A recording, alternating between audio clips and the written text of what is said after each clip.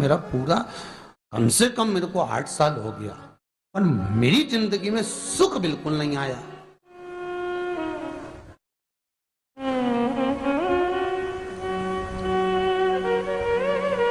हमने कहा तूने कैसे चढ़ाया, वो भी तो सुने। तो क्या कैसे, क्या स्नान करा और मंदिर जाके लोटा चढ़ाया पानी का।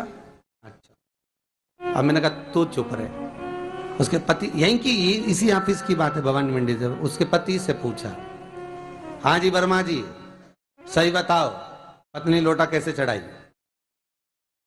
गुरुजी ना जाने कहाँ के महाराज के चक्कर में पड़ी, लोटा भर के पानी चढ़ाने जाए, नहाने के बाद बच्चा इतना सा रो रहा, चिल्ला रहा, पर उसको टच तक नहीं करे, किसी चीज के नहीं छुए, और बिल्कुल कोरी की कोरी साड़ी पहने, धुली हुई, पहले ही बाथरूम में टांग के धर दे, उसको कोई छू नहीं सकता, टाविल टच नहीं कर सकता, और ऐसी जाके शंकर जी के फिर लोटा चढ़ाए।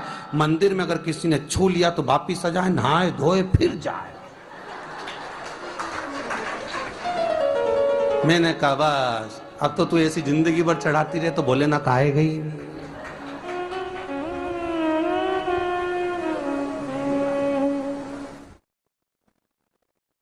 सत्य बोलो रे मिलेगा। कई लोगों ने पूछा शंकर को रिझाने के लिए कौन से कलर के कपड़े पहने कि शिव राजी हो जाए। शंकर को पाने के लिए कपड़ा बदलने की जरूरत नहीं होती, शंकर को पाने के लिए कलेजा बदलने की जरूरत होती है, शंकर मिल जाता है। कपड़े से शिव कभी नहीं मिला साहब। आप कौन से कलर के कपड़े पहन रहे हो ये शिव प्राप्त नहीं करोगे हो। सफेद पहन लिए, लाल पहन लिए, केसर के पहन लिया, उससे शंकर नहीं मिल रहा हो। बहुत सारी रुद्राक्ष की माला धारण कर ली, हाथ में भी खूब सारा रुद्राक्ष पहन लिया, यहां पर भी पहन लिया, कान में भी रुद्राक्ष धारण कर लिया, जटा पे भी रुद्राक्ष लगा लिया, उससे शिव नहीं मिलने वाला हो।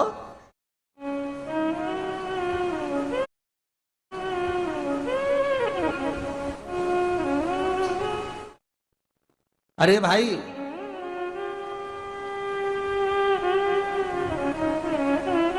किसके पास में जा रहे हो आप जल चढ़ाने के लिए? जम के बोलिए जरा। शंकर जी के पास। शंकर जी कौन है? तुम्हारे कौन से मतलब नहीं है। भगवान को तो केवल इतना मतलब है कि आप मन कैसा लेकर आए हो। ये तन साफ करने से, स्नान करने से, खूब रगड़ रगड़ के नहाने से, लक्स पेयर से, खूब घिस घिस के नालों ने, क्रीम ने, पाउडर, डेंटिंग पेंटिंग करके फिर भगवान के पास जाओ और बढ़िया 2-4 घंटे तक फैशन करके भगवान को रिझाओ, भगवान रिझेगा? अरे गर्ग संहिता में लिखा है कि शंकर को एक बार प्रणाम करने का फल क्या है कि 10 अश्वमेध यज्ञ के स्नान का जो फल होता है वो मात्र शंकर को प्रणाम करने से मिल जाता है। कितना? 10 अश्वमेध यज्ञ के स्नान का जो फल है शंकर को मात्र प्रणाम करने से मिल जाता है। पर गर्ग संहिता कहती है कि 10 अश्वमेध यज्ञ के स्नान के बाद भी मनुष्य का जन्म वापिस मिल सकता है। मतलब वापिस तुम्हारा जन्म हो सकता है, किसी भी रूप में हो जन्म हो सकता है।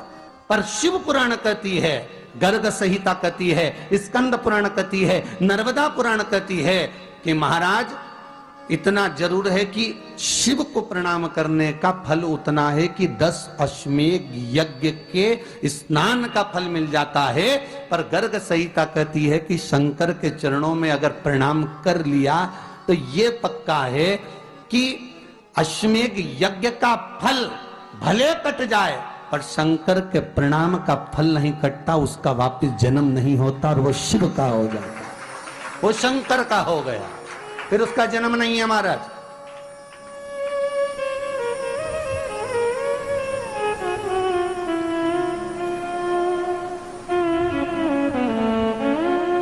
पति से कहा हाथ धो, स्नान कर लो जल्दी से, फिर अपन को चलना है मंदिर। पति बोला नहा लिया एक बार तो दूसरी बार फिर से नहा लो।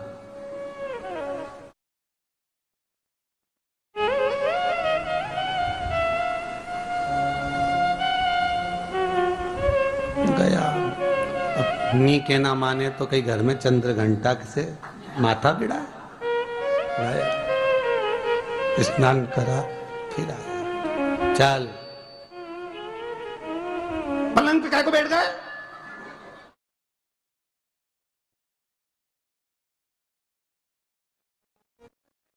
पलंगी तो है।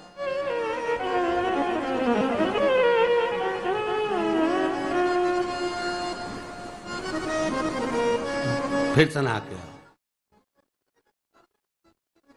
और ये फिर नहाने भेज दिया। होता एक सास बेचारी मायके जाना था, मौसी की यहाँ शादी थी। अब उसने बहू से कहा बेटा मेरे को जाना है, अपने घर में छोटे से लड्डू गोपाल उनकी सेवा है, तू एक काम कर कि तू सेवा कर लेगी क्या? हाँ मम्मी, उसमें क्या है, करना क्या है तुम बताओ। बस सुबह से 3 बार ताली बजाना, भगवान को उठाना, पात्र में रख के नहलाना, उनको पोंछना, कपड़े पहना देना, इत्र लगा देना, चंदन लगा देना, मुकुट लगा देना, सुंदर अलकावली सब पहनाने के बाद में भगवान को दर्पण दिखाना। जब भगवान को कांच दिखाए, दर्पण दिखाए, भगवान मुस्कुरा दे, तब भगवान को भोग लगा देना। हाँ मम्मी इतना तो मैं करूंगी, और बाद में भगवान को वापिस सुला देना। हाँ इतना सा कर लूंगी। सास बिचारी कह के चली गई। अब बहू सुबह से उठ के 3 बार ताली बजाई, भगवान को उठाया, बिठाया, नहवाया, तैयार कर दिया। तैयार करके जो दर्पण दिखाया तो भगवान तो मुस्कुराया ही नहीं। अब इसको कौन समझाए कि पीतल की मूर्ति कोई हंसे है? पर उसने तो विचार करा कि सास कह के गई भगवान जब मुस्कुरा दे तो उनको भोग लगा देना। अब भगवान तो कोई मुस्कुराए नहीं, ये दर्पण दिखाया। इसको लगा कि मेरी सेवा में कोई कमी रह गई। इसने भगवान का कपड़ा वपड़ा वापिस उतारा, इनको वापिस रजाई में सुला दिया। अब भगवान को वापिस रजाई में सुलाया, फिर आ गई, 3 बार फिर ताली बजाई, भगवान को फिर उठाया, फिर बिठाया, बिठाने के बाद में फिर उनको कपड़े वपड़े पहनाकर फिर दर्पण दिखाया, पर भगवान तो मुस्कुराया ही नहीं। ये वापिस इस सेवा में गलती रह गई। वापिस इसने सब कपड़ा उतारा, भगवान को फिर सुला दिया। सुबह 8 बजे से नहवा रही, कपड़े पहना रही और सुला रही। 1 बज गई।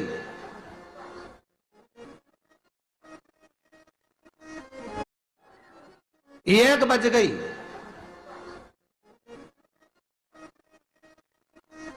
कुछ गलती रह गई होगी अपने सास के गई। अब की बार फिर भगवान को नहवाया। भगवान भी मन में सोचे नहवाई नहवा रही, खवा तो कछु ना रही। 28 बार नहवा दिया। इसके बाप का क्या जाए, 29 बार भी नहवा देगी। सर्दी होगी तो हमको होगी, इसका क्या जाए। नहवा ही रही है और खवाती कुछ नहीं, फिर सुला देती है, फिर ताली बजाए। अब क्या फिर आ गई और 29वीं बार फिर बैठ गई और फिर भगवान को नहवाया, कपड़े पहनाया और पहनाने के बाद भगवान का श्रृंगार करके जैसे ही दर्पण उठाया, उठा के जो भगवान को दिखाने लगी, भगवान ने मन में सोचा अब की बार तो हंसी दूंगा, चाहे कुछ भी हो जाए। और भगवान दोनों दांत दिखा दिए। जैसे ही भगवान ने दांत दिखाया, इसने दर्पण रखा और जल्दी से भोग लाई, भगवान के जिमाया। भगवान के जिमाया, जिमने के बाद भगवान को फिर वापस सुला दिया। अब ये सुबह से जैसे ही आए तो भगवान पहले ही मुस्कुरा के, क्योंकि भगवान को मालूम है नवाएगी 25 बार का मतलब उससे चंद हंसी दो, हंसने में क्या जाता। तो भगवान पहले से मुस्कुरा के बैठ जाए। अब एक दिन सास आ गई। सास ने कहा बहू अब सेवा मैं कर लूंगी। हाँ मम्मी कर लो। मम्मी सेवा करने बैठी। मम्मी ने भी स्नान कराया, श्रृंगार करा, कपड़े पहनाए, मुकुट लगाया। सब लगाने के बाद जैसे ही सास कांच दिखाने के लिए दर्पण को उठाई, इतने में से मूर्ति में से आवाज आई, दर्पण तो तेरी बहू दिखाएगी, उसको बुला दे, बहुत जोरदार दिखाती, वो दिखा सकती, तू वापिस धर दे दर्पण, तेरे बस का नहीं। भगवान को भी लगा कि भैया सामने अब इसमें कोई दिखावा था क्या? प्रेम वात्सल्य था। भगवान भक्ति के बल पर ही था। फिर बैठ गए पलंग पे, नाव वापिस नाते नाते चले, मंदिर पहुंच गए और राम बेलपत्तर तो घर धरी आई। जैसे ही बोली बेलपत्तर घर धरी आई, पति इसको घूर के देखा, 2 बार नवाया है और बेलपत्तर रखी आई घर। ये पति से कहती कि तुम लेने जाओ, उससे पति पहले ही बोल दिया था कि मेरा तो आज घुटना बहुत दुख रहा। बहुत घुटना दुख रहा।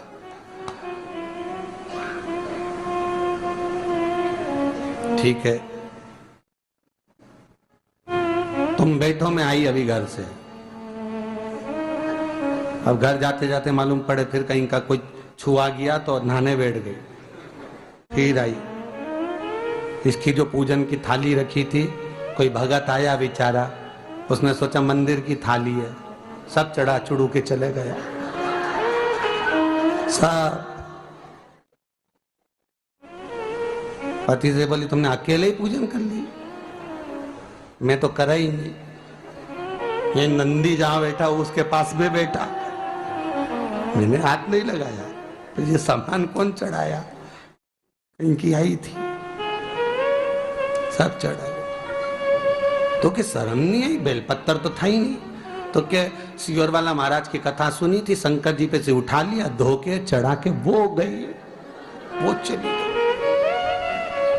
शिव ये नहीं कह रहा कि तुम वस्तुएं बटोर कर लाओ। शंकर कहता तुम्हारे पास में मिल जाए तो समर्पित कर दो, नहीं मिले धोया, वापिस शिव को चढ़ा दिया, वापिस शंकर को समर्पित कर दिया। शिव स्वीकार करेंगे।